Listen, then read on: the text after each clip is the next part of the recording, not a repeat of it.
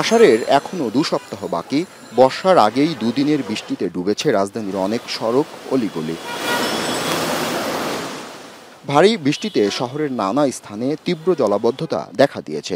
এতে বেড়েছে ভোগান্তি, বিপাকে নগরবাসী।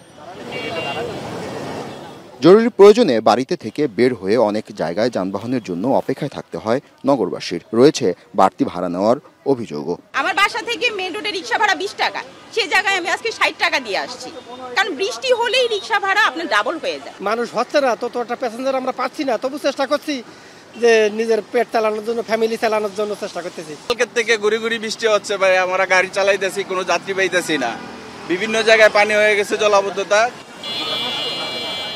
এদিকে ব্যবসায়ীরা বলছেন জলাবদ্ধতার কারণে ঈদ কেন্দ্রিক বেচাকেনা কমেছে। এতে আর্থিক ক্ষতির মুখে তারা।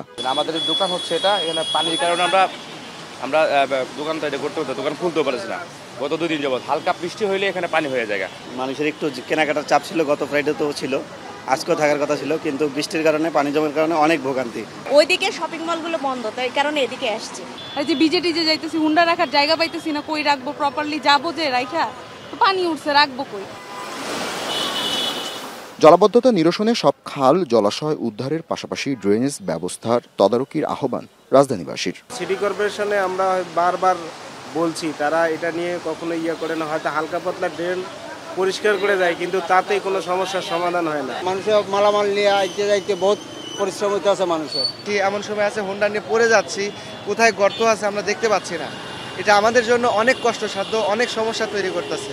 এদিকে আবহাওয়া অফিস বলছে কয়েক জেলায় বৃষ্টি থাকতে পারে আরও 2-1 দিন।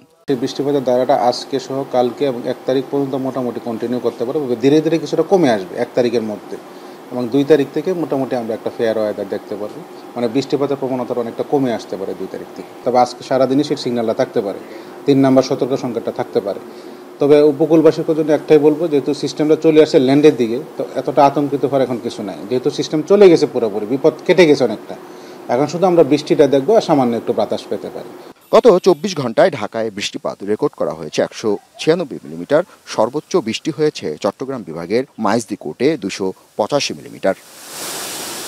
জাবেদ আবদুল্লাহ, এখন, ঢাকা।